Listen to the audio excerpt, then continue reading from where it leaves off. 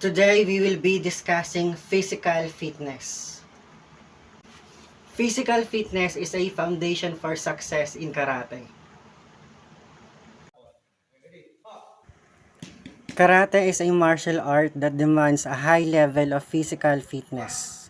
It's not just about learning techniques, it's also about developing the strength, endurance, flexibility, and coordination necessary to execute them effectively.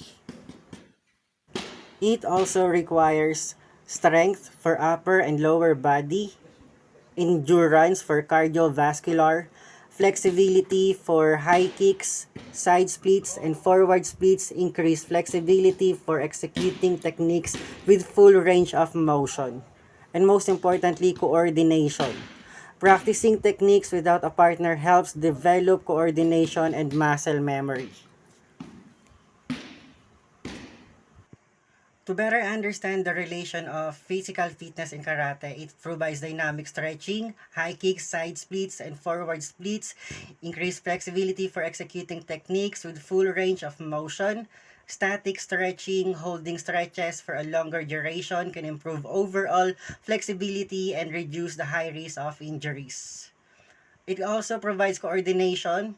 For shadow boxing, practice techniques without a partner helps develop coordination and muscle memory. For partner drills, it provides the drills like focus meets and pad work improve timing, accuracy, and coordination.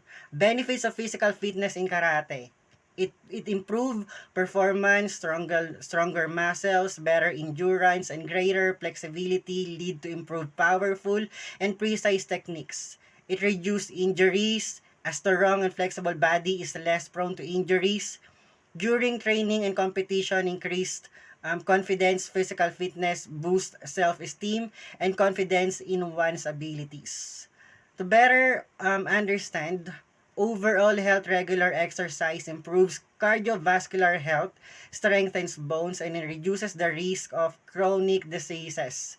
Incorporating physical fitness into your karate training, warm up start each training session with dynamic stretches to prepare your body for activity. It's also healthy to condition your body, includes strength training, cardio workouts, and flexibility exercises in your daily routine.